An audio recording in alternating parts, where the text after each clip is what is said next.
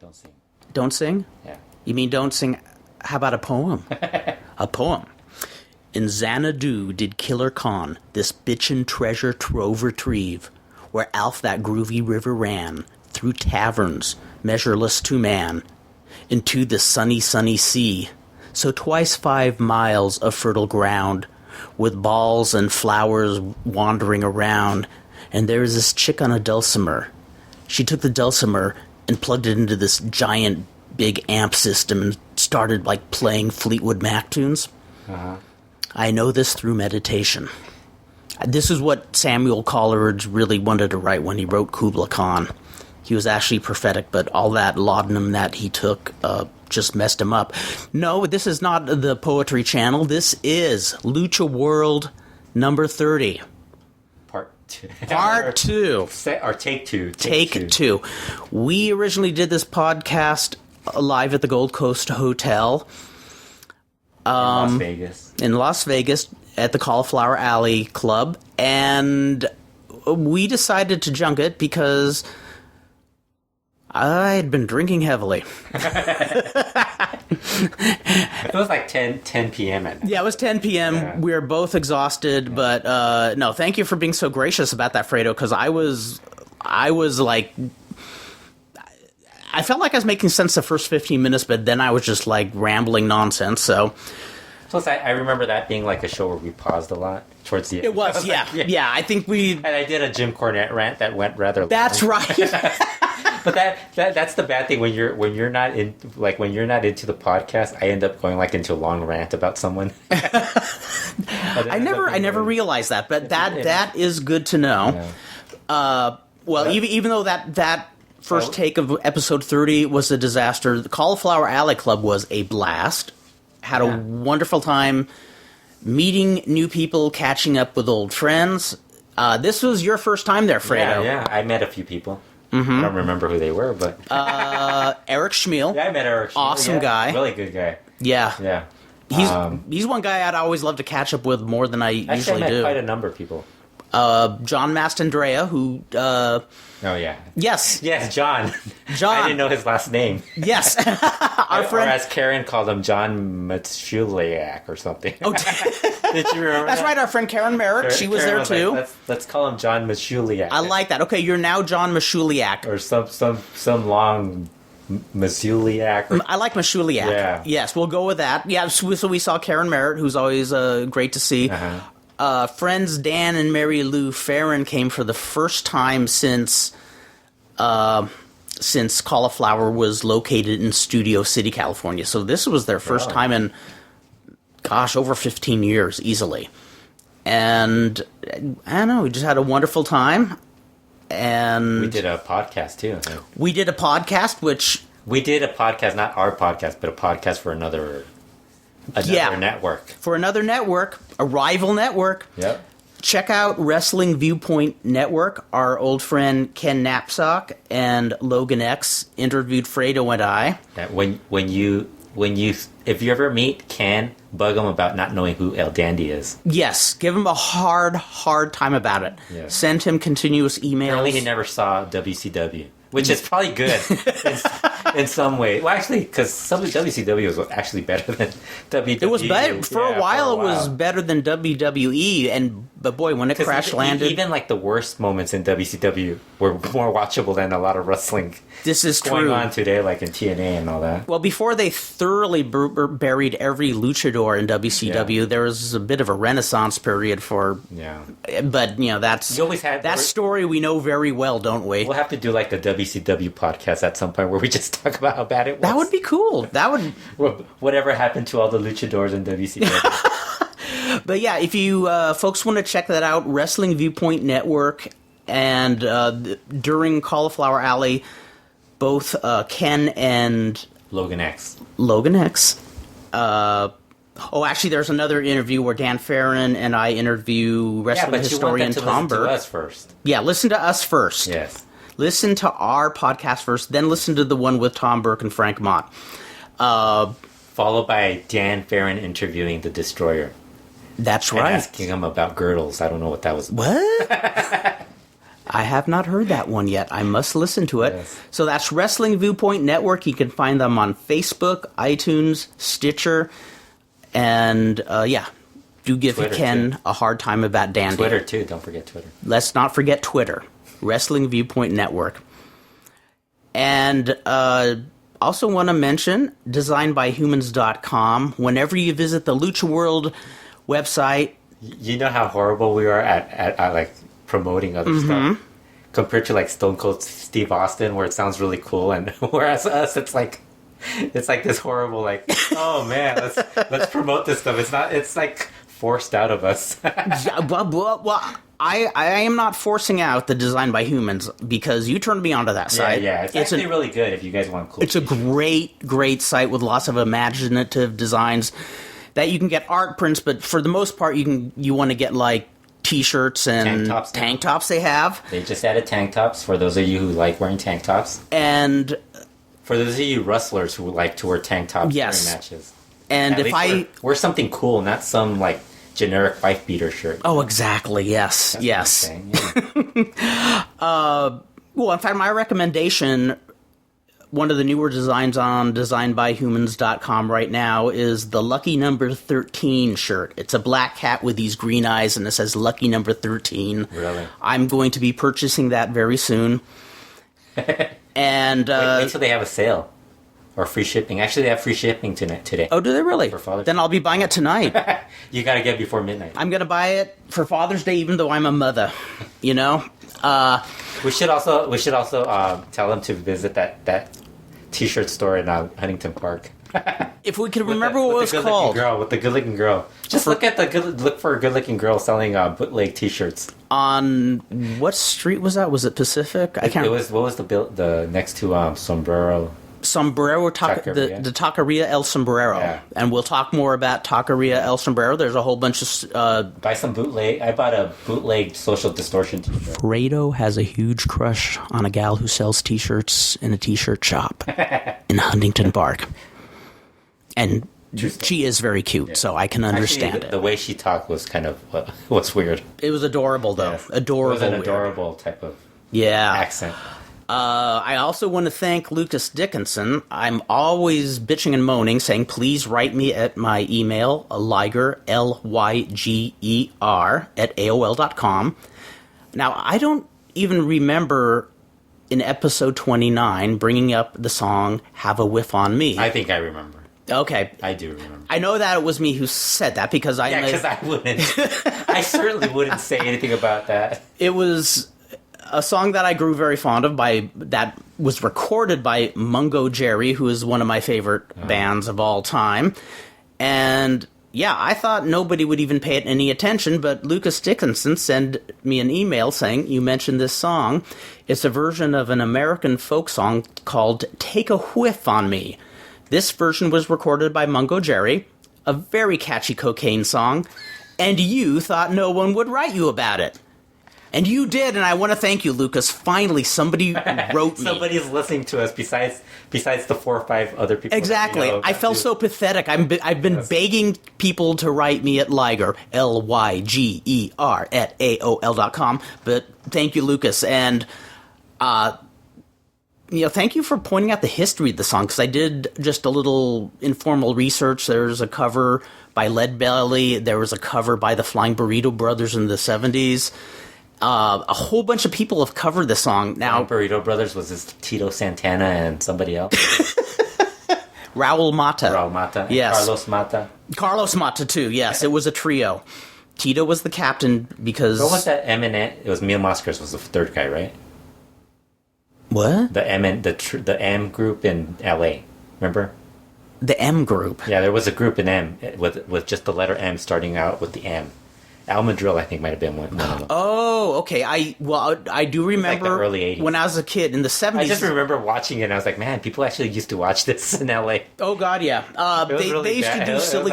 It was like really, like, it was good wrestling, but like the whole... Oh, wait, did they call them the M&M Boys? I think something like that. Because in the early 70s, they did that, too. They would rehash a lot of stuff. When Raul Mata teamed with David Morgan, They won I think they won the America's Straps, and they called them the M&M Boys. Oh, okay. You know, so anything catchy and corny LA did.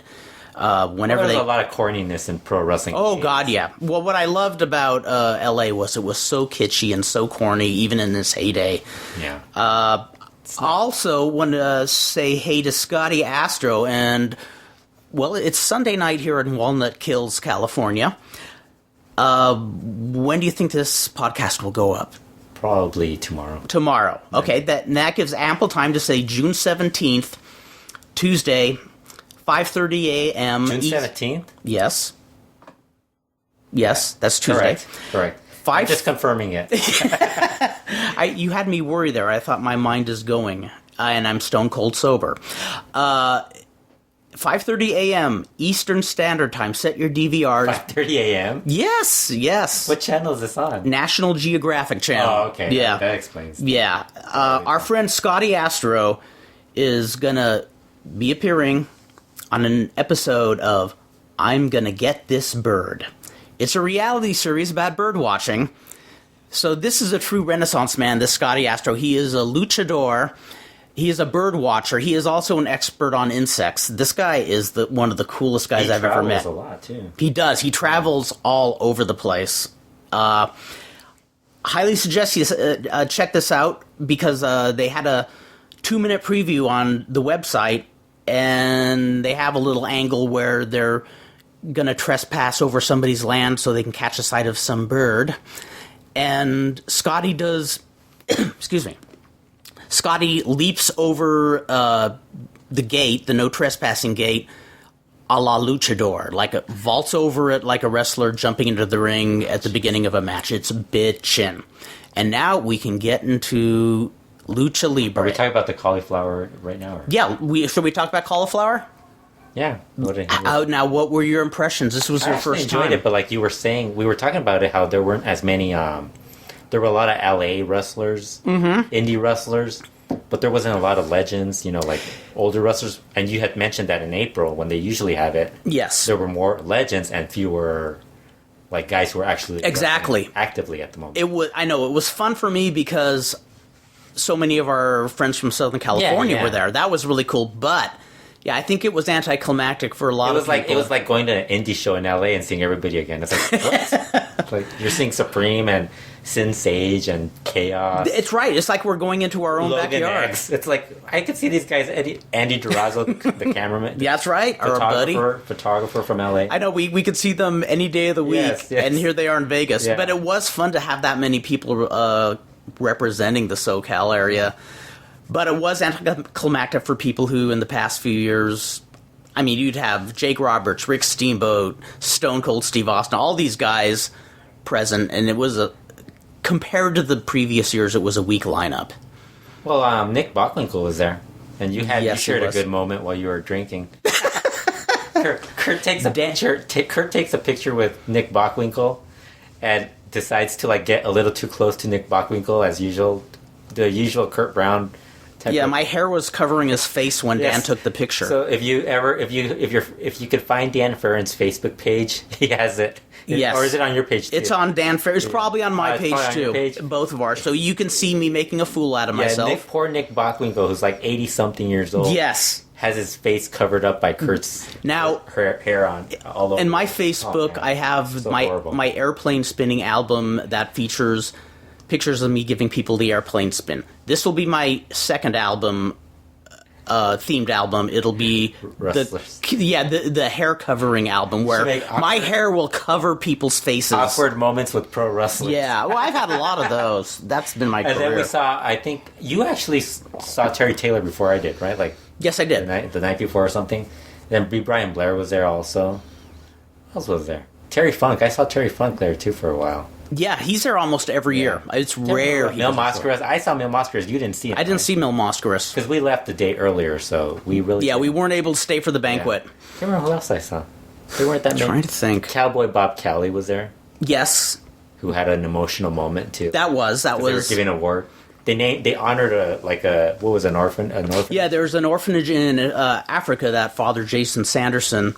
For people who don't know, Father Jason was an indie wrestler who won like something like $300 million in a lottery. And, instead of just buying everything in sight, this guy actually became an ordained minister, or is it a priest? Minister. Father Jason must be a priest. Father.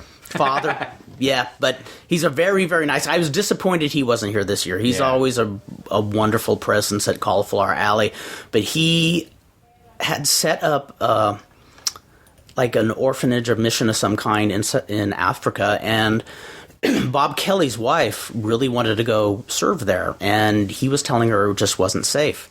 Well, she passed away in the last year. How unsafe can it be? Where was this? Africa, come on. Fredo, behave yourself. My God. But no, there's a very emotional speech where they're naming the orphanage after Christine Kelly, his widow, and moved me enough where I went to call my wife Elena and say how much I missed her. Sure, and then you never came back. I came back. You never came back. I don't think I came back. Well, that was on purpose. You never came back afterwards. After it concluded. After that, you came back after it ended, like just to take pictures. That was intentional. Yeah, I like how you use that as an excuse to never come back again. Yeah, it was a good one too. Yeah, and then I was there for. It was not the best baloney blowout, and I knew it wasn't going to improve. I was there for about. I think what happened.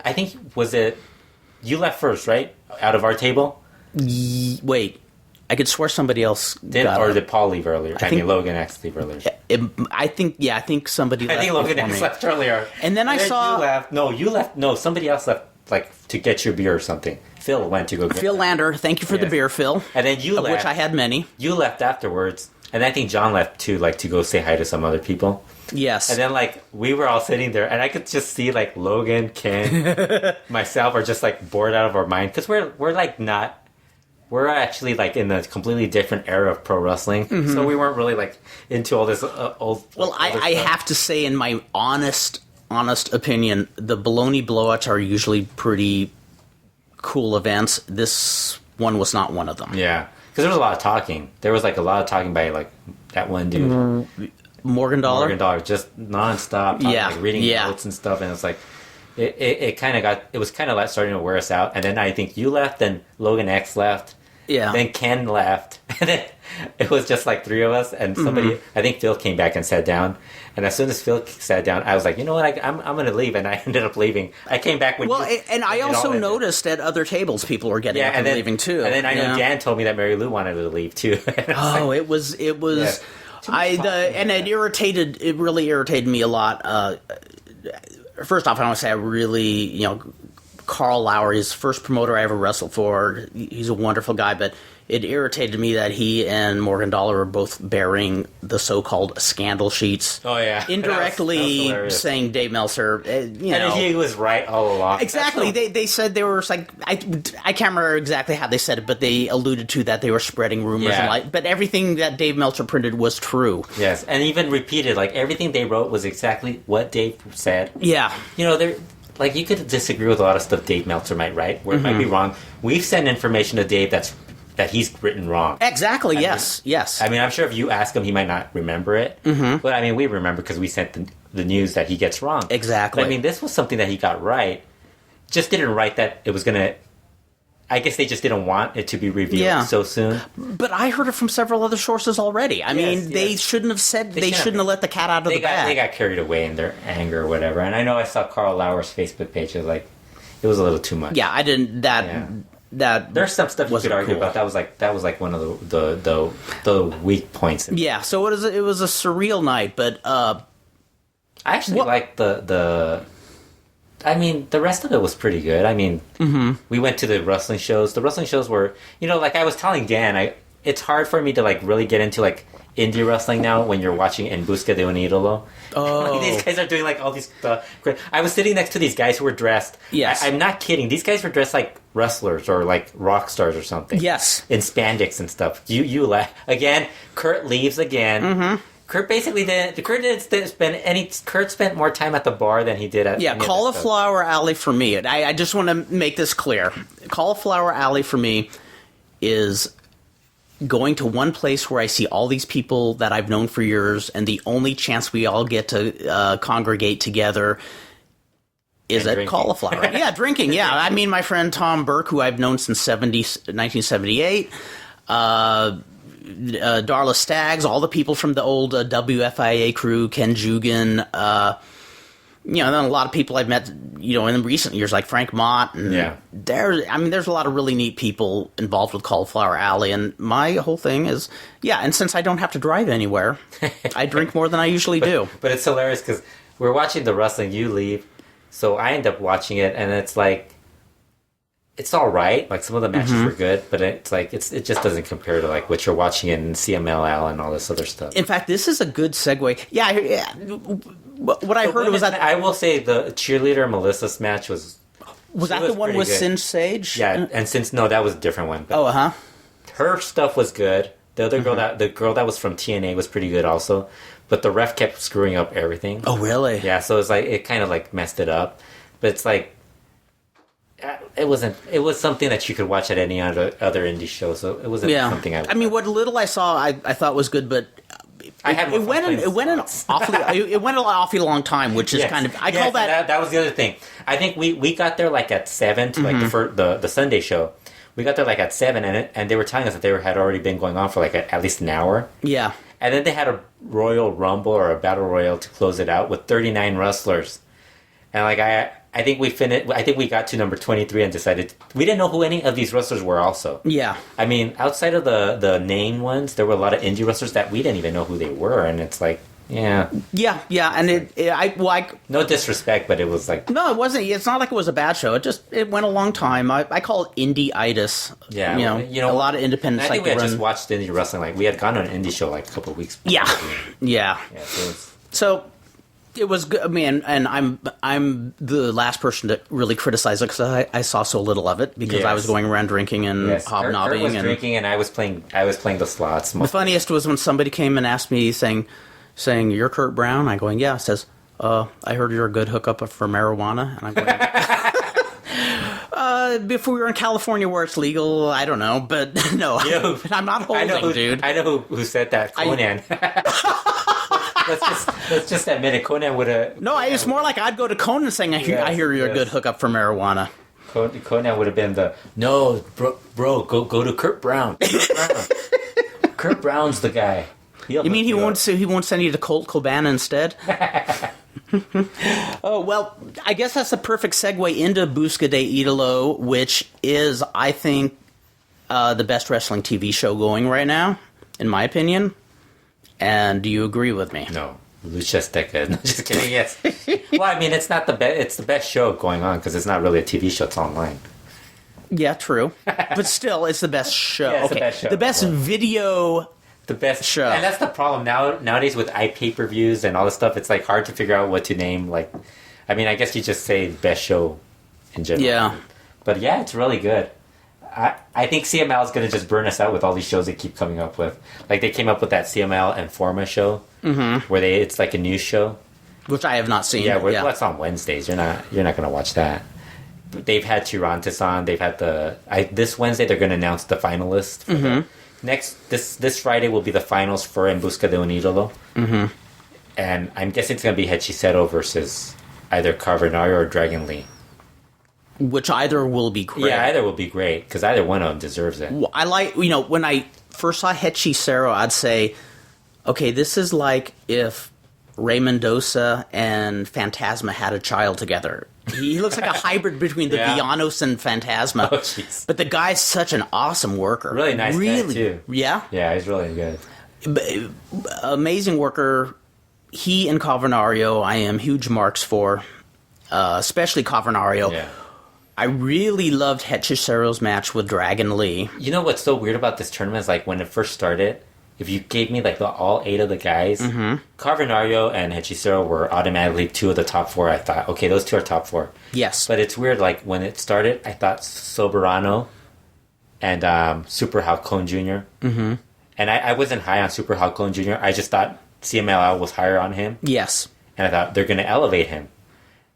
And Soberano, because he won, like, some tournament or something. Like, he was in the... he was in the finals against Carbonario in that tag tournament. And I thought, okay, this guy's going to move up. And he looked pretty good in those matches. But they were like the most disappointing of the whole group. I mean, especially Super Halcón was horrible. Super Halcón. I remember watching before Busca de Lido started when they were showing the Time Warner show. Yeah, and he was like in tag matches, trios matches. He strikes me as somebody who would rather be any place but in the wrestling ring. Yes, he looks like he's had no fun. When they would talk to him, it was like, whatever. Like one of those. Whereas, and Soberano, I think he's just a kid. He's a young kid trying to impress the girls and stuff like that. And, these guys have kids at young ages, too. So it's like... Was he the one that when he was being judged by Tarantes when Tarantes... Yes, continually buried him. Was he the one he made the Mil Máscaras comment about? Yeah. What, you tell people about that. That's just the great. The Mil Máscaras that only stars like that deserve to be like... what's the term? Like that cocky? Yeah, cocky. Yeah. He's so cocky. Not a young guy like him. He can't be cocky. Mm-hmm. He hasn't earned that right. Tarantes has had some of the greatest lines. This has been like, if you're going to pick like the people who have really moved up the ladder, Nero Casas as trainer has been great. Oh my God. I mean, the fact that he climbs into the ring to slap Dragon Lee to get him going and stuff like that. Tarantes has been amazing as a judge. And I know Dave Meltzer was like, he's a horrible judge. And it's like, Dave doesn't understand Spanish, first of all. Mm-hmm. So, like, he's not going to get half of what this tournament's about. Plus, I mean, a lot of people don't understand it's just a work. Well, that's the thing is, I think I think he's probably looking at it like as a Tough Enough, where on Tough Enough they acknowledged it's a work and they tell you what you have to do. I don't know, but these guys are in character. I don't understand because I think he kind of wants it to be like UFC judging. Which it shouldn't be. Because he mentioned Lance Storm should be one of the judges on this. I'm like, Lance Storm is like the worst guy you could add into to judge lucha. I know, you've heard of the Antichrist? This is the Anti-Charisma. Lance Storm is like the worst guy you could possibly have as lucha. I mean, the guy admits he doesn't like lucha, so it's like... Yeah, why would you want him as a lucha guy? He doesn't understand. If I wanted somebody to tell me about charisma, he's like the last person I would ask. I mean, because the guy has no charisma. It's true. I like Lance Storm as a wrestler. I do too. I just don't think I don't think he's the right person to ask. I think he's an interesting guy when I hear him on Brian Alvarez's show. But I don't hear his show. Yeah, no, he's actually interesting to listen to. But on this format, no, he'd be the last person. The only wrestler I will listen to that has a podcast right now is Conan. And the only reason I do is because he like comes up with some of the weirdest stuff. He does, and he's a fascinating person. He's fascinating because he has a lot of interest. Yes, and he's a good conversation. But then he like bullshits a lot. So it's like you can, if you know him well enough, you know that this is what he is. Yes, exactly. And I love occasionally hearing a bong hit. Yes, and then you hear the bong. It's so cool. I also love Steve Austin's show. I'll admit. I have not heard that one yet. This is really good too. But I mean, because they're natural in it. Whereas like I think Lance Storm is really too serious for me.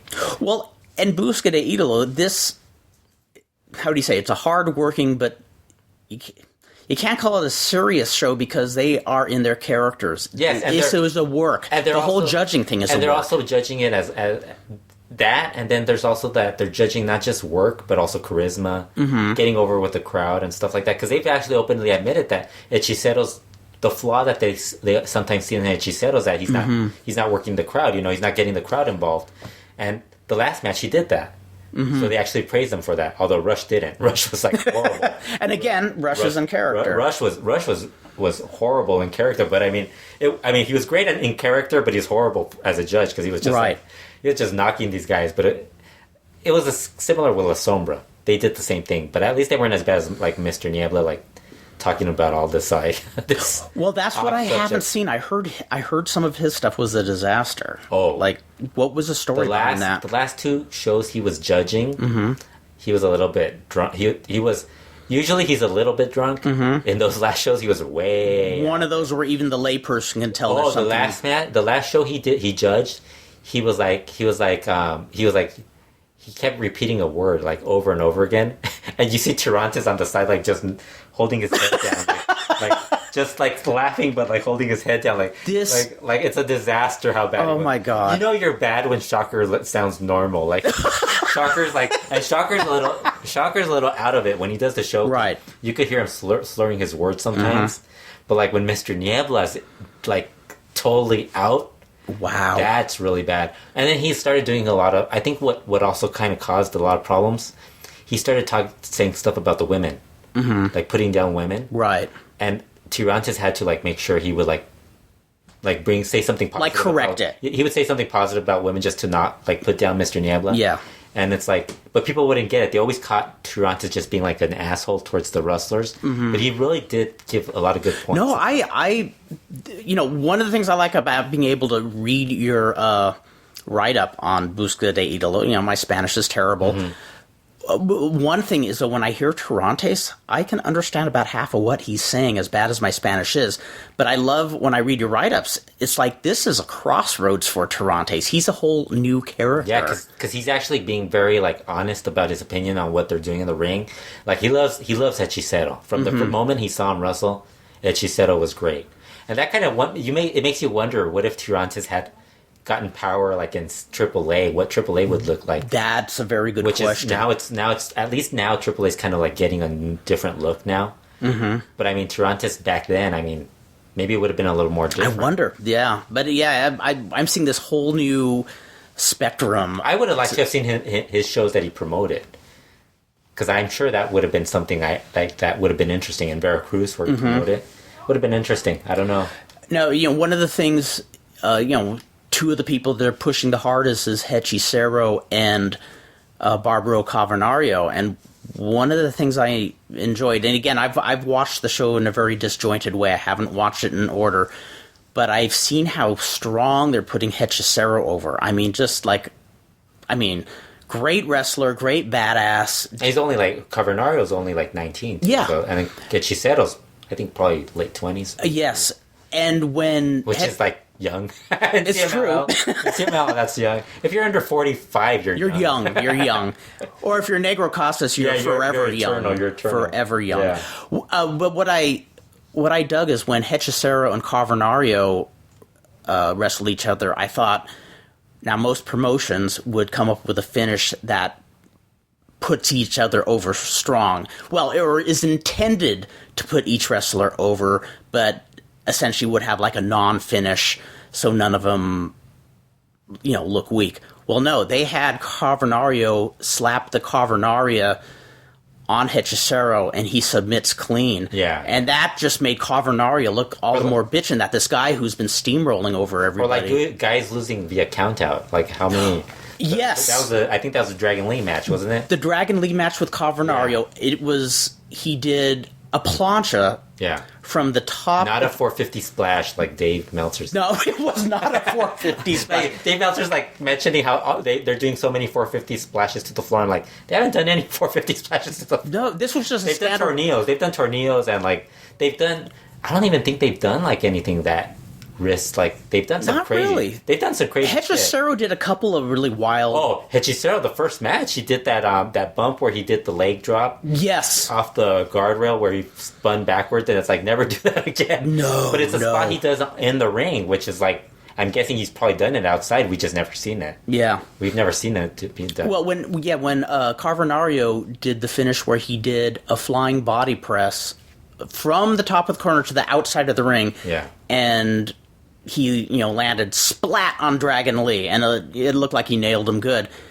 Then he got in the ring, and Dragon Lee was counted out. Not one of those, oops, I didn't get back into the ring in time, darn it, I lost. No, he was laid out. And I got to be honest, I have not seen that kind of a count-out win since I was a kid. What I like about Dragon Lee is, like, you could tell he's watching a lot of Japanese wrestling DVDs or videos on YouTube. Really? Because a lot of the stuff he's done is stuff that you would know, like if you watch Japanese wrestling, like that drop kick he does over the top rope. Yes, that's a Marufuji move. Oh, and then that finisher he does, the powerplex. That's another Japanese move. That's a sweet, scary looking move. But then the other thing he does, the one thing he does do that comes naturally, he has that little fire that Rush has. Yes, it looks like he's gonna like kill somebody, and it looks. He has that little like that little fire that. I agree. Know he's gonna like it. He doesn't have to change his outfit. He just has standard trunks, boots, and a mask. But he managed to show passion. Yeah, he shows passion in the ring. So that's it. And then Cachorro, that's the weird thing. Oh, how could we not mention him? Cachorro's like the one that you least mention because he's probably already out of it. But the guy's been amazing. Like the topes he does, he does probably one of the nicest topes. He's a smooth worker. He's a really good worker. Yes. I like what he does in the ring. I mean, he's a guy that... But, of all the guys, I think Dragon Lee's the one that really needs it most. Mm-hmm. Although not really, because he's his family's currently the top group. You know, like Rush, his dad's there, his brothers. Yeah. So he's locked in. And Chicero's pretty much going to be locked into one of the top main event heel groups. I'm guessing Carvanario's already in Peste Negra. That's awesome. And Cachorro's with Blue Panther, so they're pretty much all like near main event. This is one of those things. No matter how the tournament ends, everybody who's been working hard is benefiting from it. Well, you didn't watch the Friday match. No, I didn't. Basically, the end of that was Rush was being like a total dick. He was the guest judge, and he was being like a total jerk to all the guys because his basic gimmick right now is that he's neither a heel or a baby face. They're in the middle, and they're trying to correct what the heels are supposed to be, which they're supposed to get booed, but they're cheering. They're getting cheers. Yes. So then every guy. He just he puts down every participant. He puts down, I think the first one he puts down is Carvanario, telling him he's asking for cheers and stuff if he's supposed to be a heel, so he gives him a 1. So then he goes to his brother, Dragon Lee, and he tells Dragon Lee that as long as he's teaming up, as long as he's being trained by Negro Casas, he's going to end up with the same result, which is losing. He should be training with them. So then he goes to Hechicero, tells Hechicero he's boring, and he's like, he's neither a Rudo, he's not a good Rudo either. And if he wants to see what a good Rudo is, get in the ring with him. So he's already throwing out the challenge to Right. So then I can only imagine, because I think Rush is one of the guys who likes moves and stuff. I'm sure he's like looking at Hechicero and thinking, man, this guy's pretty badass, you know? Oh, yeah. And then he gets to Cachorro, and he tells Cachorro, why is he wasting time being trained by Negro Casas when he was trained by Blue Panther, who's a better wrestler than Negro Casas? You know, picking at Negro Casas. So then Negro Casas is asking for the mic as Tirantes is being the last guy giving his opinion on Cachorro. So then Negro Casas grabs the mic, and he's like, hey Rush, what are you doing? Why are you telling these guys, you're putting down all these young guys? You're a detriment to these guys. You're just insulting them. And Rush gets upset and charges at him and just attacks Negro Casas. While this is going on, Shocker is one of the other judges. So Ultimo Guerrero Tirantes keeps Shocker from getting involved. Oh, that's awesome. So then Cachorro's the one who's trained by Negro Casas. What does he do? He just stands there and looks at him. Because he's not going to get involved. Right. And so they bring in the refs and pull them apart and do that. But it's furthering one of the greatest... a bunch of little angles. They further the angle that Negro Casas and Cachorro don't get along. Yes. Because remember that... And furthering... Negro Casas and Rush, one of feuds today. Which was the main event tag title match, which was Rush and La Mascara defending their tag titles against Casas and Shocker. And Casas and Shocker ended up winning the title matches, which led to like a great interview with Rush and Shocker. I mean Shocker and Negro Casas talking about two of the best people on the mic. How they're like they're the champs now, and that they're gonna let Negro Casas take the hair of Rush. But if that doesn't work out, they'll all take their hair and their mask and all this stuff. Sweet. Really good. It's a good feud. It's probably the best feud in the US right now, like in North America, I mean. North America, just because there's so much. If you put everything together, it's like this really great feud. Like, oh, it's so good. Rush is a great talker. I was just rewatching Rush when he did where he does a promo where he like mocks the baby face and everybody does when they do their interview, they start with a buenas noches or buenas tardes, Arena Mexico. So he does it again. He does it only he does it like in a dick type of arrogant way. Yeah. And he's like never mind, all you guys are dogs. It just like insults everybody. But it's like this. That's sweet. It's probably the best feud that's going right now in Mexico. So it is really good. And reiterating what you said, Negro Casas actually makes being a corner man meaningful. Yeah. The only person who is as good a corner man as him is Shocker. Yeah, when he was doing the suit. Yes. The suit with the God. With the lollipop. And they didn't do it by upstaging the guy. They did exactly... Yeah. I don't know if they're going to do a TV show of it, because usually they do a reality series on this, but I mean, they really haven't mentioned if they're going to do a reality series. Right. But because it'd be cool kind of to see the behind-the-scenes stuff, where these guys are just like... I'd like to see if these guys are insulting Super Halcón like in real life, like if they're all like Kind of see what's happening behind the scenes. Like if they're really annoyed by Super Hulk just like not giving a fuck. Yes. But it's funny because you watch him teaming up with Hombre Bala, getting back to Super Halcón. Okay. Hombre Bala is so much better than Super Halcón. I mean, it's like, wow, what happened to this guy? Like, it's weird. I wonder if it's one of those things because I remember seeing Connect's son, and again, Connect Jr. He looked like I got the sense that he just didn't want to be there. Like almost like Daddy's making me do this. Why do I have to be a wrestler? My favorite is this photographer that I know in Mexico. Shall remain nameless because he attends a lot of shows. He writes on his Facebook page, Connect Jr. again. Oh, owie. I just laughed. I was like, oh, poor guy. Yeah, but no, it looks like somebody... I mean, that's just my impression. It looks like somebody who doesn't really want to be doing this. It's kind of funny because you have a lot of I think we have we know a lot of people in wrestling who are very open-minded or they won't say anything bad about certain wrestlers. But then when you hear somebody say that, it's like, something they don't really say because they go to a lot of lucha shows. No, it's true. It's true. I know we have a lot of news. I just want to briefly say, the Sunday show that we just watched. The Sunday show that we just watched, yes, and it's rare. I thought I watched the whole show, but I realized I came over here. Kurt tells me Kurt calls me up and tells me he's going to be late, and then he tells me he saw the entire show, and I'm like, no, you didn't, because I figured you called I think you called at 5:30. Right? Yes, it was exactly. And the show was still going on, and I'm like, no. And he's like, yeah, wasn't the last match the Fuego Virus title match? And I said, no, the main event was the Atlantis Ultimo Guerrero Trios match. He's like, oh. From what you said, I didn't miss too much. Yes, he said, I missed that. And I go, you didn't miss much.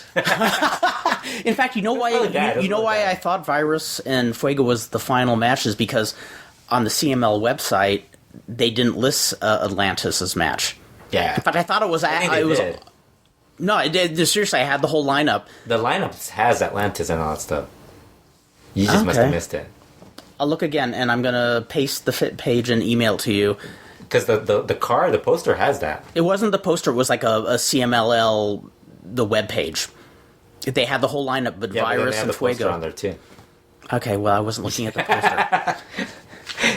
We're going to argue about this, guys. Aren't you thrilled that we argue? Let's go to CMLL.com. Now, they changed it already. Actually, they probably already changed it. Why would they? Just briefly want to say the opening match was Starman and Flyer over Espanto Jr. and Zyko. We both agreed that was probably one of the worst matches we've ever seen. It was passable, but only because of Espanto Jr. being involved. And I said he was horrible, too. I disagree on that one. We disagreed on that. He was the only one who had any kind of a sense of timing. The baby faces had some good moves, but their timing was off. Zyko has a cool look, but boy, is he Did you know tepid. He got stabbed?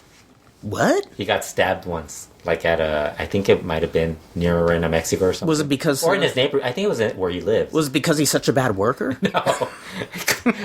That would be interesting if they found out that was the reason. Yes. He has a cool look to him. When he goes to the ring, he looks really cool. Then he starts wrestling, and his timing is just lame. Yeah, there it is. Main event. Right at the top. Okay, I was wrong. I was right. Fredo's right, I was wrong, and I was sober too. So, then second match. That was it. That was it. No, I concede. I concede. No, I mean the opening match, was that bad? It was passable for an opening match.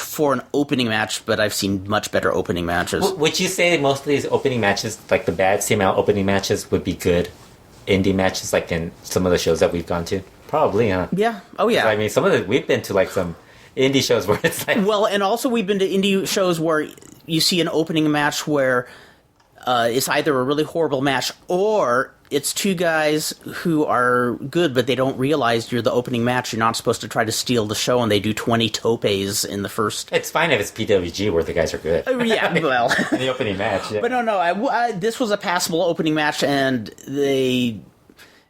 I mean, I'm very opinionated on opening matches. You don't try to steal the show. You think you could beat Zyko? Would you be better than Zyko? Hell yeah. Even I would. Yeah. And I'm not all that. They did have that cool finisher, though. That, they double-teamed into, a Uranagi. Yes, That was a cool That was finisher. pretty cool, actually. That was actually a cool yeah. finisher. But I thought that Espanto Jr. was the one who kept the timing together, and I mean, you could see Zyko whispering spots to people, and Now the second match, we both dug this one. Marcela, Estrellita, and Vaquerita, who all look very cute. We didn't even talk about the dancing. There was a lot of dancing on There this was show. a lot of dancing Yeah. on this show. Yes, That was it. that was it. Yes, Dancing. dancing. So these We'll be gals. talking about dancing later on the show. We will talk later about dancing on the show, but Marcela, Estrellita, and Vaquerita, who all looked very cute, over Princesa Blanca, who was the queen of this match, Dallas, and La Seductora via disqualification. I dug Marcella that flip she did into a Rana off the corner. That was awesome with Dallas. Yeah, that was really good. Dallas has been really good. Has been a lot better as a Ruda. I totally agree with you She there. was horrible as a technica, but as a Ruda, she's a good base. Like She looks maybe it's because comfortable. Marcella. It's not, She looks comfortable in the role too. because then when she works with Estrellita, it's like a little more of a struggle. Yeah, well, And we had, for those of you who don't follow me on Twitter, we had a little game of what would Estrellita wear during this match, being that it was Father's yes. Day. Mm-hmm. And I got it right because she wore Dominatrix outfit. yes, and she did look fine. Whereas Rob Bihari suggested that she would be wearing sweats. I like It that. would be the ultimate swerve. That is funny. Yeah. And I would say Princesa Blanca was not just the captain of her team, but the captain of this match. I mean, She's was really good. She is awesome.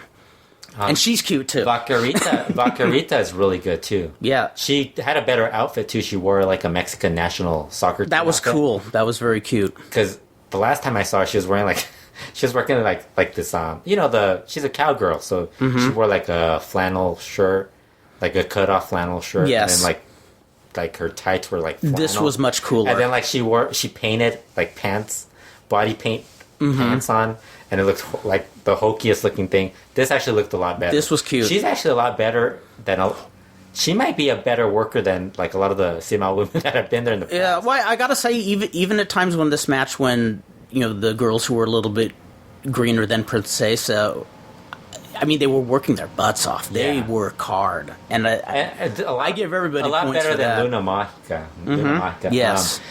There's another girl that's going to be joining CMLL soon. Kira. I haven't seen her wrestle that much, but apparently, Do you know anything about her? I think I've seen her wrestle, but it's like I don't really remember a lot of this. But she's going to be joining. She's going to get a tryout or something. I think they let you work like a couple of matches, and then like if they like you, Right. they keep inviting you over and offer you a contract. Gotcha. Yeah. Blue Panther, Sagrado, Stuka, I like the well, continue the who else? over Cranio, Morphosis, and El Olímpico. I like the opening sequence with Blue Panther and Olympico. But then the match kind of like went south afterwards. Did you see the spot where Mije gets thrown up and Yes, and that was sweet. He lands. They're supposed to land. He's supposed to land on the chest area or the chest region of Blue Panther. And he lands right on his face. Yes, That was yes. hilarious. I was just laughing at that. Poor Maestro. I really like Cranio. For a big guy, I really like Cranio. I dig him too. But it's like, for whatever reason, they don't do a lot with him. Like, because he's had some really good matches where you think he should work a singles match with like Guro Maya Jr., but he never gets it. Like, he's always like working Porky or like guys like that. Mm-hmm. But this match, I thought the match kind of like fell apart towards the end, like in the middle. Yeah. In the middle, the second fall was really kind of like where I lost it, and then like the third fall, they tried to pick it up, but it wasn't. Yeah, it was all right. It was good. It's passable. I've been saying that a lot. It's It's passable. passable. Now we go to Super Porky La Máscara Ángel de Oro, where it was more of a story match between La Máscara. Trying not to like working his being a heel. Yeah. He Baby refused face. to tag his partners. Yeah. And then, in turn, his partners refused to tag him. The match was awful. Now, That match was really bad. is it my... I feel bad for Terrible. He's in so many bad matches now. Yeah. But he's like a really good worker, and like he works. He's the CMLL World Heavyweight Champion. He works terceras. Like Yes. The third match, and it's like he's always losing. Like, he lost to La Máscara in this match. Didn't he lose this match? He lost to La Máscara. To the Campana. Yeah. we'll talk about La Campana. The Campana, La Campana, but, the Ding Dong. And then he lost to Super Porky in a previous match, like a trios match. It's like, this guy's the CMLL World Heavyweight Champion. He's jobbing out to like the Alvarado family, which is it's really weird. Now, of course, it's funny because we always talk about, well, maybe he should jump to AAA to team up with Tejano. It's like, he'd probably end up jobbing to another Alvarado over there in AAA. Here in Alvarado, there in Alvarado, everywhere in Alvarado. Psycho Clown's Alvarado, so he didn't. Or Dave the Clown. Dave the Clown. The mysteries now, of Dave the Clown. Is it me, or is... I mean, Super Porky's been just working his How Super is it Porky possible gimmick. he was the best guy in that match of the technical? Yeah. Did you notice that? Did you notice the running spot where they just they kept running up? Yes, until he just passes out from fatigue. I was like, man, I hope somebody starts watching this stuff. And that match, that match wouldn't have been so bad if they should have just had it be 2 straight falls and have it really quick just to get the story over, because you're getting the breakup of the tag team. And I think that's what made the show go so much longer, because the show ended up going 2.5 hours long, which usually it's like 2 hours and 15 minutes maybe. But I mean, it was nonstop. I was like, when is this thing going to end? And it was that match, because I mean, once you got past that part, it was like, oh god, these guys are just still going. Yeah. It was just this lengthy match where the whole match they're teasing Mascara turning heel, and it would have been a lot better if it just went 2 straight falls, made it quick. How bland is La Mascara as like, he's like the one, I don't understand why he's like in that group, and it's like La Sombra and Rush are so cool, and then La Mascara is like, La Sombra is just, he's an entity unto his own. That guy is the coolest. Yeah. Now, the highlight, the lightweight match, with the Pequeño Maestro Virus versus Fuego. That was really good. That was an awesome match, and I give CMLL TV a hard time because a lot of times they do those wayward fan shots where you see a fan just waving at the camera. They were actually getting shots of fans who were into the match and popping for the near falls. This is the kind of match I love, the old school title match where Rudo versus Technico, but they wrestle as Technicos, both of them. I should mention about the camera guys. They did catch that one time the 2 lesbians were kissing, so they do get some points. I'm all for that. I am for that. Yeah, they get points. That's still one of the funniest moments. Like, the announcers were like, "What?" I think that show just aired. The match that happened to just aired on Lucha Azteca. Like, I think it might have been last week or maybe that's why it's been touted as the best show on TV today. Because I remember that was one of the they're talking all of a sudden like, what happened? Yeah, but that match was really good. I mean, and the third fall, it wasn't just one of these back and forth things. They had Fuego all over Virus, who was the champion, and just getting all these near falls. I've seen so many matches where they just kind of go 50-50 back and forth. No, this guy has Virus on the run. And then Virus finally got him in. He gave him the gory special, the inverted gory driver. The gory driver, yes. Kurt doesn't know the wrestling moves nowadays. No, I know the gory special, and this was don't worry, man. The inverted gory special into a pile driver. I love when like some of the guys who know all these moves, they'll like tell me what they are. But then, like, when I'm writing the recap, it's like, what is this move called? So I'm looking for the name of it, and it's like, I'm wasting too much time looking for the name of the move. That's so your next thing you should do on LuchaWorld is you should have illustrated moves with their name for people like me. I think Lucha Wiki has that already. Nah, bastards. But I wouldn't have time to do that. Nah, I can dig it. Yeah, no, but, and then, like we were talking about the move La Campana. Yeah, he went from the gory driver into La Mecedora, and then he did La Campana. And he did it beautifully, too. The way he segued into it. Yeah, it's like La Mascara and Angel de Oro should have just packed their bags and left. Yes. Well, actually, they should pack their bags and leave after they see En Busca de un Ídolo.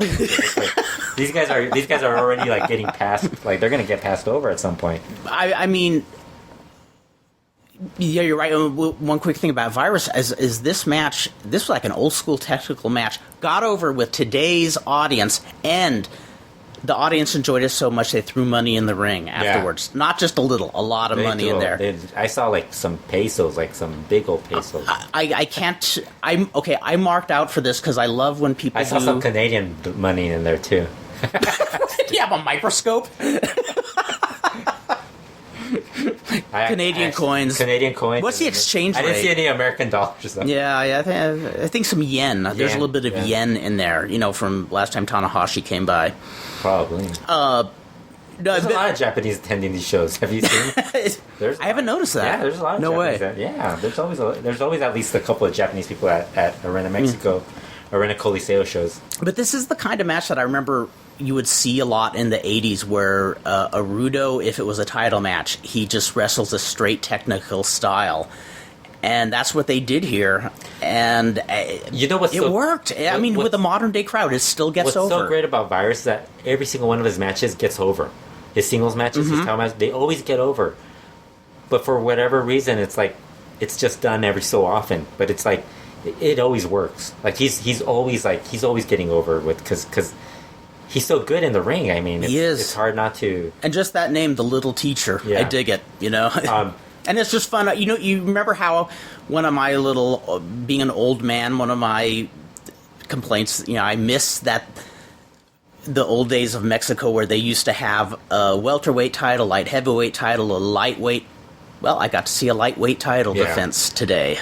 The other thing I liked about was at the end they asked him what he was going to do next, and he said he wanted a match against Titan. Mm-hmm. He wanted a rematch with Titan. And then he talked about how they asked him about Fuego, and he's like, Fuego he deserves another rematch because he's that good. Cool. And he was like praising him. He like made sure put him over. That's great. I like how Virus and Negro Casas always put over their. Yeah, and I got to be honest, I'm just kind of coming to light about Virus. I've seen him, but I haven't paid close attention. Where have you been, man? Hey, you're the one who turned me on to Sangre Chicana. Yeah. No, seriously, sometimes there are guys that, since I watched... Dramas, you probably haven't even seen much. No, I haven't.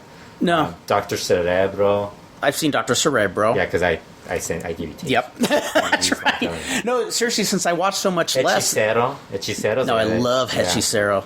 Now, but you're not the only one on Hechicero. There's a lot of people. I was going to say, do you think the Busca de Idolo, if this was like pretty much planned from day one as we're going to elevate a whole bunch of guys at once? I think it was because the first one, not the actually the Forjando kind of had that too, but the En Busca, which would be 2012. Mm-hmm.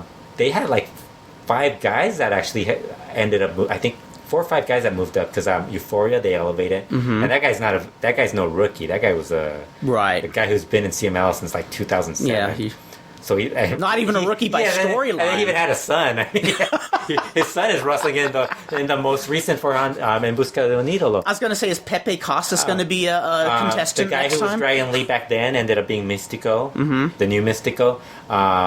Niebla Roja, he's now a main event guy. Titan was really the one I think they didn't expect was going to be a star. I didn't think he would. But that guy was the one that the fans wanted. Because he was so much better than everybody else. He was the guy and he basically became the name that everybody elevated. Yeah. This one, I mean, Hechicero is the one that the fans have been voting for. But I think he would have gone over just because of how good he is. Mm-hmm. The other guys are the ones that I don't think they expected Cachorro to move up that quickly. Yeah, I enjoyed everything I've seen of him. I think this one's the one where I think they were planning Carbonario to be the star of the whole thing. Yeah, he is. I'm a mark for him. Because I thought, when I saw that, I think he was... Because, I mean, the guy has charisma. Yeah. You give it to him, but then, like, Dragon Lee... I think Dragon Lee, nobody expected him to be as good as he is. I didn't. I dug him. And Cachorro are the ones that I think were, like, nobody expected them. Yeah, it's kind of... No matter how this turns out, I think a lot of people are going to benefit from it. I mean, and CMLL, I mean, this is the most I've enjoyed CMLL in a long time. Thing. That's the great thing. Like, Averno left, and nobody really made a comment about Averno leaving. Mm-hmm. How often do you hear about a guy leaving and nobody really complain? Oh, that's why he's leaving, and they complain. Oh, now he's gone. Who's gonna take his place? This time I was like, there's a lot of people. There's a spot. Now we could. Well, I mean, not even the guys who are in this tournament. I mean, Puma's been replacing Averno in a lot of on the Tuesday. Oh, has he? He's been teaming with Mephisto and Hefesto every so often. He's really good. He's another guy. I think he was in Busca also. Mm-hmm.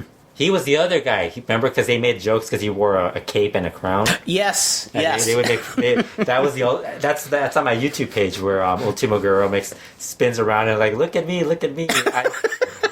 I'm here dancing and with your and he called him Walter Mercado and that was yeah. I'll never forget seeing Walter Mercado for the first time when I watched a lot of Spanish TV when I was a kid because there were in the 70s sometimes if you just scanned through the Spanish channels you'd get unsuspecting surprises. Dan Farren could tell you in the 70s on 2 occasions out of nowhere, they just aired entire battle royal show from the Olympic. Oh, jeez! But that happened. It wasn't during It wasn't scheduled on TV. Oh, wow. They just showed it as filler, and was CMLL in charge of TV back then? Oh God, it's worse. Mike LaBelle was. CMLL in charge of TV in general. No. CMLL what it was is Channel 18 at the time was part Japanese programming and Spanish programming. They would show Japanese women for a while in 1977, and in 78, just out of the blue one night, I found... Did you ever watch any of the Japanese women's wrestling? Or religiously. Oh, you did? Religiously, and that's... it wasn't something where you were like, oh, women's wrestling. At that point... No, I was blown away. At that point, you were already at the point where you... liked that type of wrestling. Yeah, I liked any kind of wrestling. I remember when I would watch women's wrestling, it was like, oh God, women's wrestling. Well, here's another thing. But it wasn't Japanese women's wrestling. Exactly. It was Wendy Richter. If it was U.S. wrestling, it was Wendy Richter or something like that, Moolah, or it was who was that good-looking girl in the NWA, the blonde? Remember? The blonde? There was a blonde. What was her name? It might have been Candy Divine. Candy Divine, yeah. Good-looking one? Yeah, she was good-looking. Yeah. Well, that was the only one I would actually watch. Here's another thing. And then the Mexican women's wrestling was like, oh, I'm not going to watch this. Right. Martha Villalobos? No, I'm not. No, it was a far cry from the days, from what I heard, like the ones like Chabela Romero and it was a lot of them, but it was already them like in their... Past their prime. In their 40s, 50s. Yeah. But you got the idea, like Chabela Romero... wrestlers like that and were probably quite the ass kickers in their day. And you know what? It probably was good, but when you're a kid, you have this completely different view of what wrestling should be. And you're watching like 40-year-old women wrestling. It's like that's not like cool. Well, also here's a difference I think in when you grew up and I grew up. When I grew up, there weren't even VCRs yet. I mean, they existed, but only like rich people had them. Yeah. So. When I grew up, when I was a kid, they had DVD players by then. Just kidding. I'm not that old, goddammit. And you're not that young. Yes, that's what I meant to say. I'm going dyslexic on everybody. Socially dyslexic. Well, no, so what it was I learned that, when you'd read the magazines about wrestling in other territories, you realize there's this whole mystique to them. So when I saw there's Japanese ladies wrestling... I went straight to Channel 18 and watched it. It was a half-hour show that they ran every week, would have 2 matches. And there was always something familiar. A lot of screaming, huh, in the matches? Yes, there was lots of screaming. I got turned on to the beauty pair, Jackie Sato and Maki Ueda. But, and also Sandy Parker, and one of the most underrated women wrestlers in history, was a heel over there. So that was new. Yeah, but I learned you search for wrestling every chance you get. And so when I would scan all those channels looking for wrestling, I would come across other things. And one of them was Walter Mercado. And I had no idea what he was talking about, but I just thought, this guy's blowing my mind. Yeah. This guy was like Pimpinela Escarlata, and he's just talking this very emotional. I guess he was like astrologist. Yeah, astrologist. And now he does doesn't he do like he still does that, doesn't he? Infomercials, I think. For astrology? I think so, yeah. Yeah. And I think he's been around for so long. I mean, but I mean, when he was young, he was just, I thought, this dude is like ballsy for dressing like this and back in the day. Yeah, back then. I mean, yeah, I mean, I thought this guy's cool. And then the other the best discovery that made me believe that there is a divine higher power that designs human beings when I saw Iris Chacon for the first time. Singing a song, barely dressed on a motorcycle, and my eyes rolled up into my head and I went into a beautiful seizure. I told you when I was like a little kid, like 5 years old, and I would watch Olga Brisky or whatever her name was, playing violin. And I was in her like little, like her scantily little outfits. I was a little kid and I was already watching that stuff. Oh, same here. I mean, horrible. But I remember I saw you were Chacon, and I was like, oh my god, I didn't know they made women like this, and I didn't know you could be that nearly undressed on television. I'm Spanish television. I'm not gonna lie, I was smitten. Closest thing to porn on. Exactly. Spanish. Don't you love where we go on the show, folks? Speaking of mystices, no, just kidding. Oh yes. Oh yeah. AAA finally came up with a name for Mystico Sin Cara, and it's mystices. And do you have the spelling on that? I always forget how it's spelled. Myzteziz. Now, a lot of people are up in arms about it. I love it. I love how Brian and Steve spent like 15 minutes trying to figure out how that name came up and how they can't pronounce it, which I totally understand because I agree with them. Like, white announcer, like Caucasian gringo announcers are going to have a hard time just pronouncing mystices. Yes. When it's a pretty simple name, mystices. Yes. But I mean, there's something about the spelling that looks so weird. Yes, I love it. It's happens, like it's noticeable. I know it like when I hear it, it sounds like I could be like, oh, I can't believe these guys are making a big deal out of this. But then I probably do the same thing when I see a Japanese name and I'm like, oh, how do you pronounce that name? Oh. Well, that's the same how Superboy's mother could not pronounce the name Kurt. And how did she pronounce it? She couldn't. Well, when I first knew Piloto Suicida and Mercurio, it was always Kurt. Oh. Kurt. And I remember Superboy saying that his mom would say, how do you say it again? And he'd say, Kurt. And she's trying to get it out, and it doesn't work. Yes. So she just started calling me Gabachito. she should have called you Skirt. Skirt, I like that. But no, it's Kurt. She is such an endearing woman, and I love that. If she won't see me in 3 years and she comes up and hugs me and says Gabachito. I love it. Well, it's better than that you connected with her. Oh, totally. But it's like that, and that's why I understand, and that's the only thing I can understand where they're coming from, where it's going to be difficult to say it. Exactly. And, I can pass with I'll give Dave a pass. I could give Steve a pass because he's not half Mexican. Yes. But then Brian, I mean, come on. Brian Alvarez, come on, that guy can't pronounce mystices. Yes, he's one of those Mexicans that we would all the Mexicans would put. We need to tease him more about that. Yeah, we need to tease him more. Well, we need to get him on the show and tease him about it. I know, seriously. How about if I email him and says, Brian, could we get you on the show and tease you about how I know more Spanish than you do? I would love to do that. Well, they came up with the name. At first, I actually thought it was a bad name at first too. I'll admit that. Mm-hmm. But then, when I heard Joaquin Roldan pronounce it, it just made sense. It's like, okay, mystices. It works. It's not that bad a name. They could have come up with something even worse. There's a lot of worse names. Somebody actually sent me a name, and I was like, that's actually worse than this. I go, oh, that's not that good either. Now, from whatever buzz you've heard, what do you predict is going to be his? He'll probably leave in a year. You think? Yeah, because he's a little full of himself. He won't he doesn't the learn. Sin Cara name. He won't let go of the Sin Cara name. He still insists on being the Sin Cara.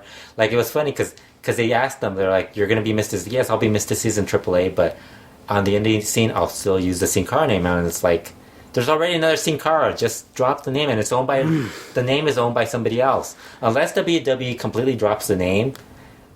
It's a sillier ego trip than things you hear Mil Moscores pull. I mean, it's weird. I mean, he's at Hijo de Santo level of weirdness. Yeah, that's a good way of putting it. And he's still probably 20 years younger than Hijo de Santo. He's in no place to really be. Jeez, but he's gonna get it because he's the guy who everybody can use he was the guy who there was a wrestling boom when he was the star. Mm-hmm, that's true. But I mean, nowadays, his stuff, what he does in the ring, I actually, because I'm basing it on what I've seen as Sin Cara. You compare what he's done to what they're doing now in Mexico, it's he's not the innovative guy. Oh anymore. God, no. There's so many guys Máscara Dorada is so much better than he is. Well, and Dan is better than he is. La Sombra. It's fascinating. It's fascinating that in Wrestling Observer, he's the only Mexican wrestler ever to get Wrestler of the Year. And it's interesting. It's understandable why he got it, but he's probably also going to be the only Wrestler of the Year who really badly calculated the following careers. He'll probably still be a Hall of Famer, though. Yeah. Because, he still has plenty. Do you think? He'll they'll give him the selling out AAA's big events at some point. It's just, I wonder, It's like with Dr. Wagner, like everybody started, all of a sudden, Dr. Wagner Jr., they started giving him like he should be a Hall of Famer. That's true. And it's like, he's actually, the thing is, the key is not to go to WWE or TNA. Yeah. If you're going to want to be like a legend or something, then they kind of kill your career. Well, that would be the interesting thing. Did the WWE tenure hurt his legacy? Probably not, but I think it depends on how he calculates It probably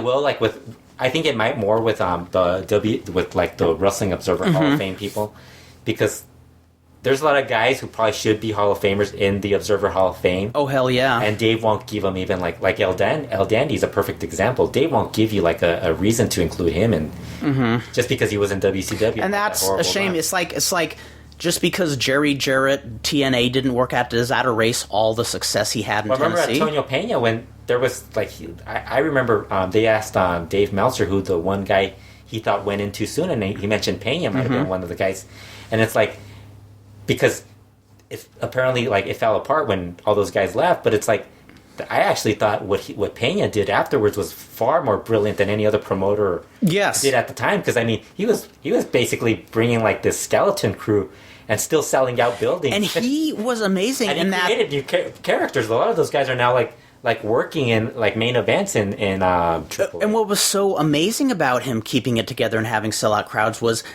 he was, from what I understand, he was a very disorganized guy. He partied too much. Like if he concentrated on work, he probably would have ruled Lucha Libre. He would have probably been one of those guys. He had a magic touch about him. He just had the ability to book a show. Like you could actually say it was horrible wrestling, but I mean, people actually liked it. There's more people who are, as long as people are paying to see it. There's like a generation of lucha fans who are very nostalgic about AAA. Like they'll remember that stuff. Like, remember the Barrio Boys, or remember Los Ice Cream. Like Los Ice Cream, they made like maybe one appearance on AAA TV. And they're remembered forever. Yes, like, even I know who they are. The Scarecrows, all these other characters. Like, you don't think about it. Like Cuijen Alebrije. Where did that come from? Yes. Where did all that shit come from? Like Chucky. Who comes up with this? Or one that they got rid of when the early days of AAA that they got rid of that I loved was Los Bali. Yeah, the guys with the monkey tails. I dug those guys. Quarterback.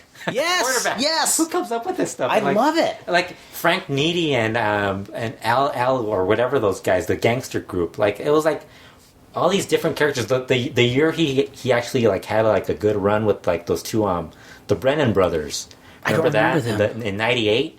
He had I don't those two guys who had like a TV show like Duro y Directo. It was like this TV show. Like I can't remember what the show was about, and he actually drew with those guys. Wow. For some reason, it's like. The guy drew with Sangre Chicana versus Heavy Metal, and those guys were pretty much past well out of their prime. And Heavy Metal, not always reliable. Yeah, Sangre Chicana was already looking really bad at that point. That's pretty impressive. Now, the only thing I question about Mystices, as we'll now call him, is I don't picture having that Conan touch where he can have a falling out, burn a bridge, and then patch it back up as well as Conan usually does. The only person Conan hasn't been able to patch it up with is Paco Alonso. I wouldn't say Conan's pat the magic. No, but he could. Because that Pena thing wasn't that easy to get. That wasn't just. But he got Conan. back. Yeah, he got back. That wasn't that. No. But that wasn't that easy. Conan's burned a lot of bridges. Oh, I know, but it's amazing. I think he's burned more bridges than Mystices will. No, I think Mystices can always make. There's always a chance he could go back to CMLL. Yes, slim, but it's that's something Conan can't even say that he has. He doesn't have that. No, but that is what impresses me about Conan is I remember thinking, I can't remember, like 14, 15 years ago saying, man, this guy's going to regret burning all the bridges he did, but he still wound up okay. I mean, considering all the health scares he has. The AAA one, you'd be surprised. That's the only bridge that actually still existed. He burned a lot of bridges. Conan burned a lot of bridges. That was one of those. He will even admit that wasn't that easy with the Pena. That took a lot more work. That was. But you know what it is? Pena's a lot more forgiving. More forgiving. Pena was a lot more. I also picture Conan like. I picture him being intelligent enough to know what he has to do to get back in somebody's graces. Where I picture Mystices, from what I've heard, I picture him more thinking, I'm hot shit, love me, you know?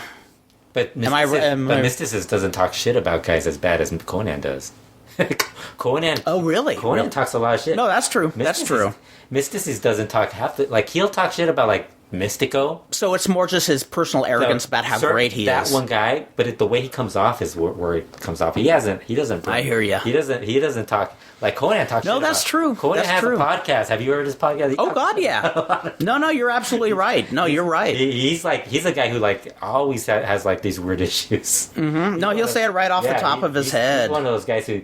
But a lot of his, with Conan, the problem is that he's high all the time, and so like some people take it too seriously. Whereas, like, you can't really take a lot of the stuff he says too seriously. I wouldn't take it too seriously because,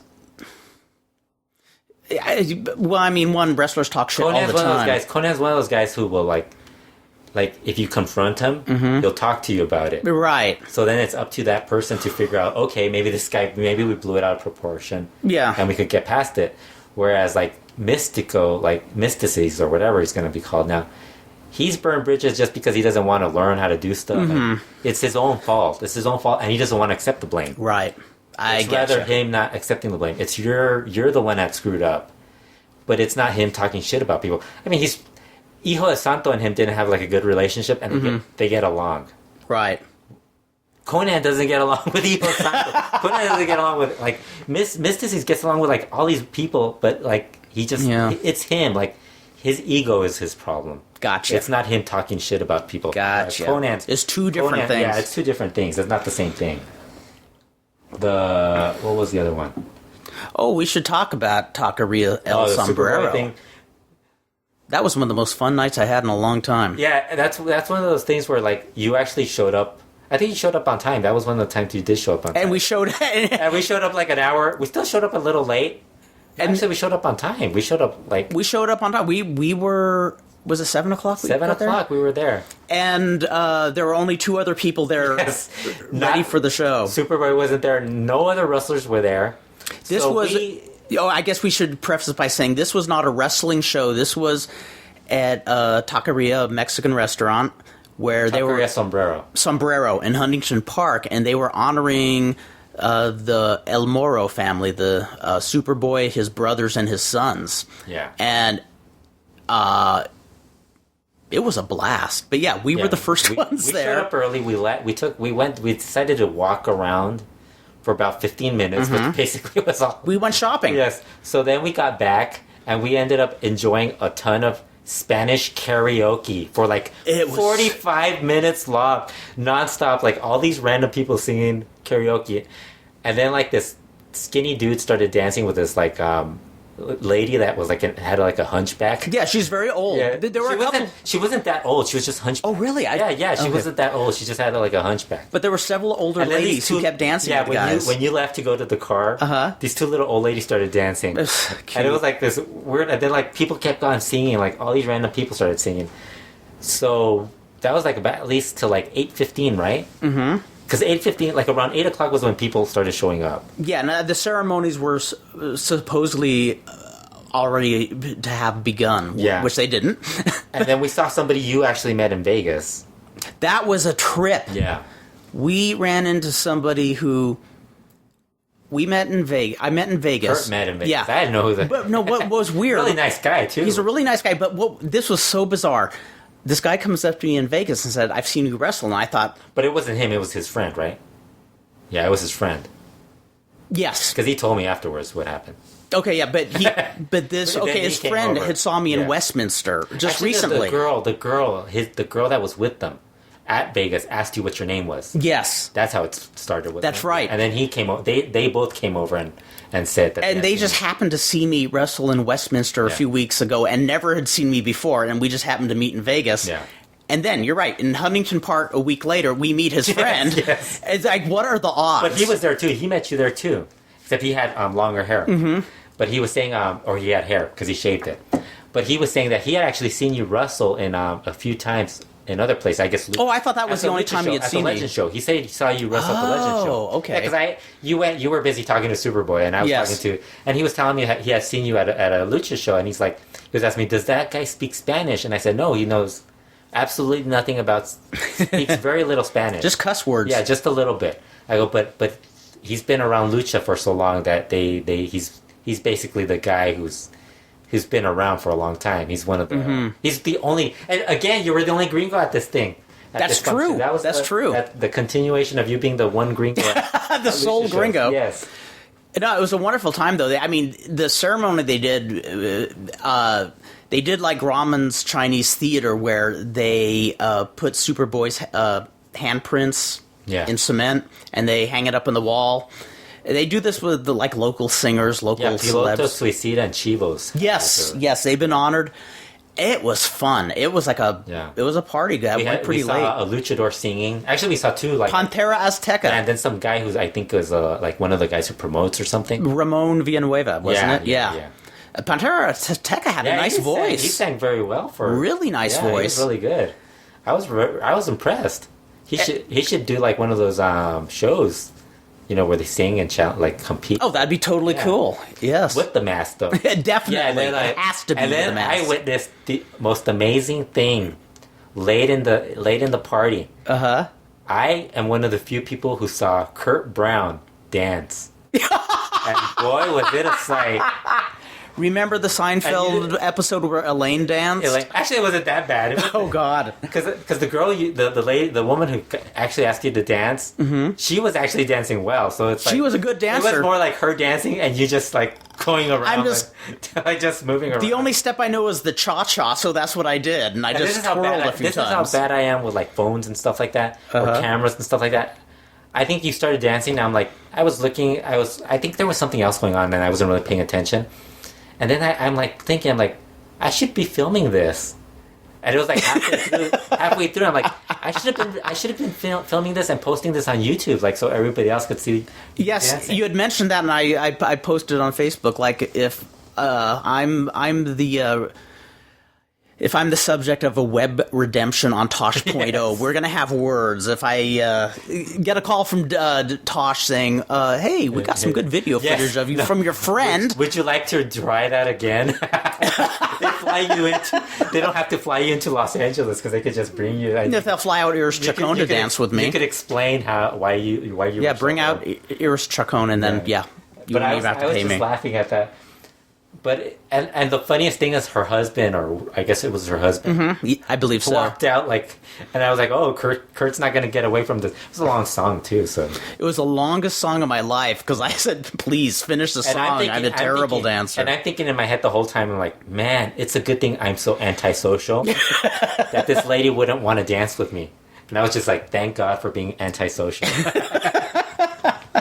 I just have to be the social butterfly. I love how everybody's dancing and Superboy's kids and myself are just sitting there the whole time. Yeah, we're ready to leave. it was fun being on Taqueria where about maybe a quarter of the people are masked wrestlers and just hanging out. It was really was there. Who else? All the Superboys. Indio Chiricahua, I think, was there. Yes. All the Superboy's kids had their hoods on. Principe Indio was there. Yes, Principe Indio. I asked Superboy if his brothers were going to be there, and he said they weren't. But I think he understood that his brother, Capitan Oro. But I actually didn't realize Principe Indio was sitting next to him.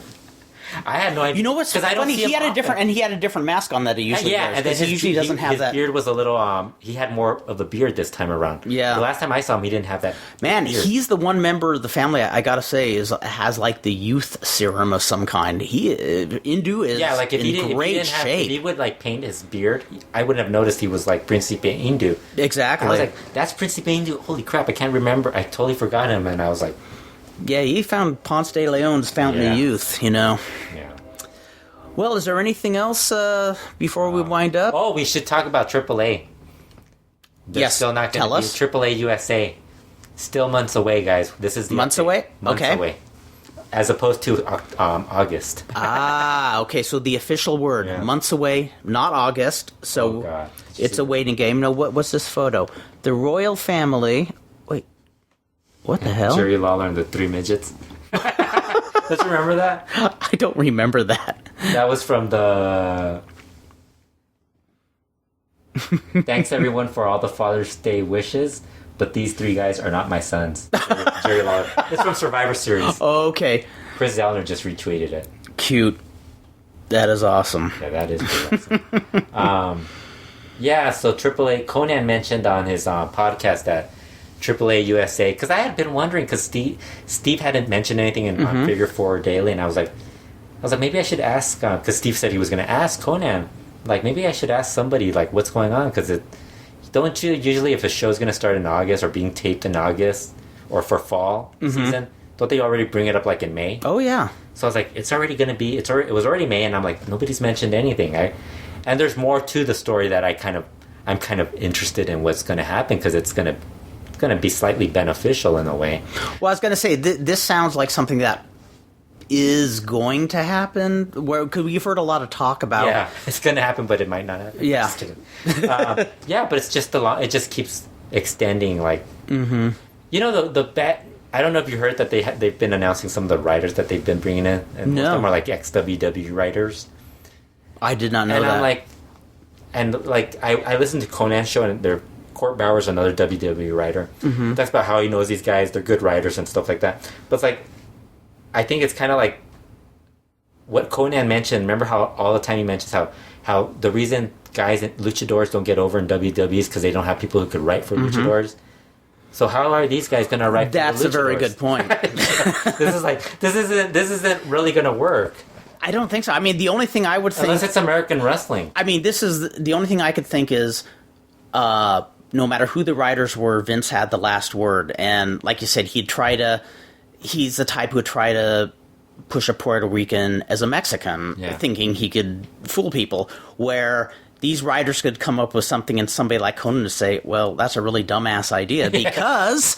But I don't think he's going to have that much power in the USA. Okay. I think he's going to be the one in charge of, like, getting the match prepared and stuff like that. Some of the stuff, like maybe give a little advice, but I don't think... So this is I think a lot of what he's saying that he's going to give... It's easy for him to say that right now because they're barely starting. Right. But I think as it goes along, maybe they're going to start like saying, hey, we know what we're doing. Let's... Because that's what happens in all that sort of like TV and all that. Yeah, no, that's true. I don't know.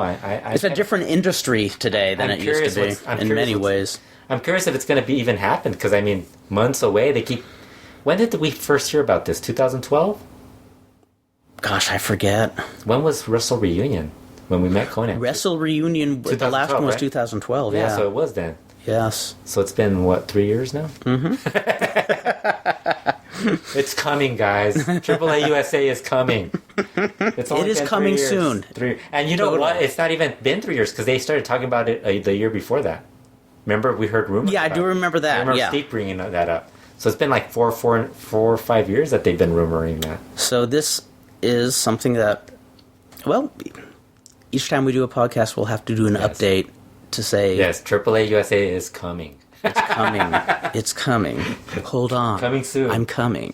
Coming soon, AAA USA. Do you even have El Rey Network? No, I don't. I don't either. So. Or actually, no, I better say I don't know if I do. Oh. I don't. This is going to sound funny, and this is, again, going to make me sound really old.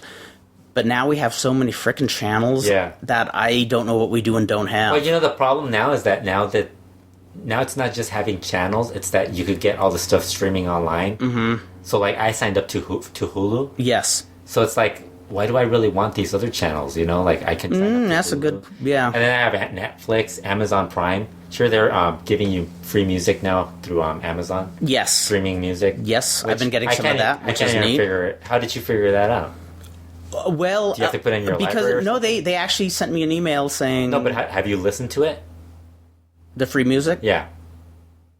Through Amazon? Yeah. How?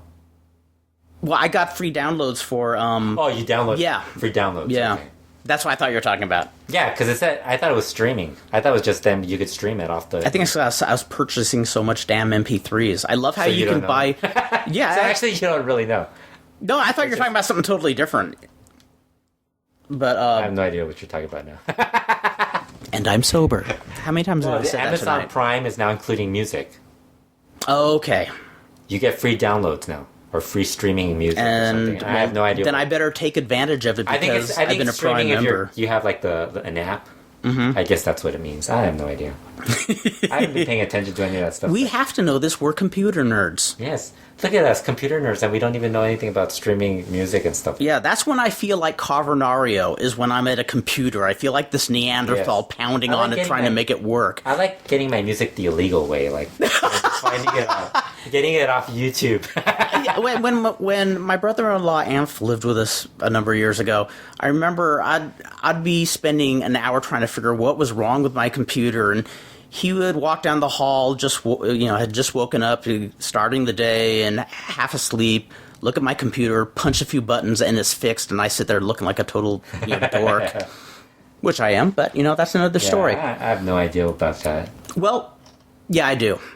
You do? Do you have an idea about what? What it is to be a dork who looks like a computer nerd but doesn't know crap about computers other than that they're fun. I know enough to get by, but it's like, you forget about it. I'm usually like maybe 2 or 3 moves behind whatever is current. And then when I get caught up, I'll be current for a few weeks and then I'm behind again. Yeah.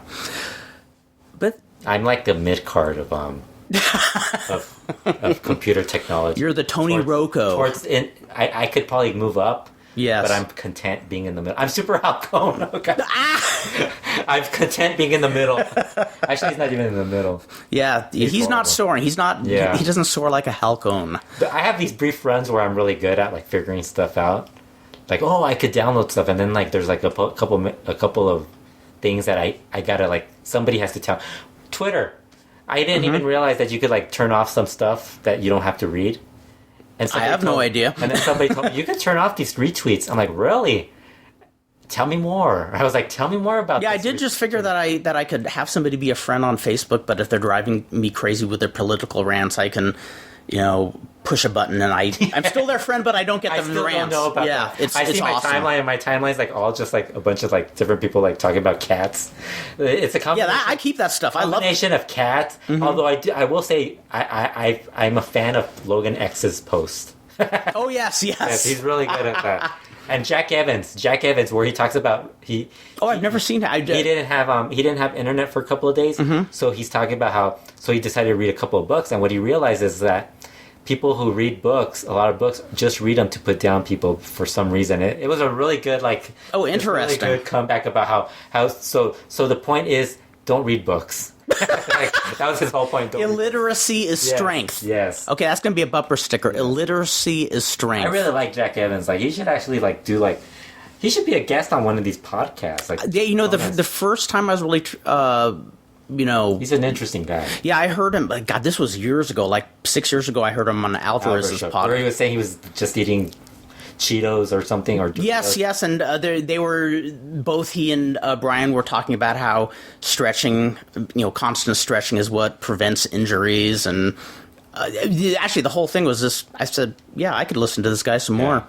and I remember when I saw him in AAA, he was one of those guys who did a great promo. I mean, a great heel promo. I really dug him. Good. He's good. Okay, well, I guess that's it for this edition of LuchaWorld. Like a 4-hour podcast. Yes, we are 2 hours. It's so dark in here. Let's see. I know, I didn't even turn 1 hour, 32 minutes, 49 seconds, 50 seconds, not 51, 52, 53, 54. It's going to be an hour and 33 minutes. So an hour 35 once I add music. That's right. So until next time, ladies and gentlemen, have a great time, my babies, and we will be talking to you really soon. Wait, no, that's Brian Alvarez's line. Don't say that. Don't say that because we probably won't. Remember the last time we said we'd be back soon, and it was April. That's true. That's true. Now, so okay, we'll be back in a long time. So hopefully that will mean 2-3 weeks. See you guys for the anniversary show in September. That's right. Take care.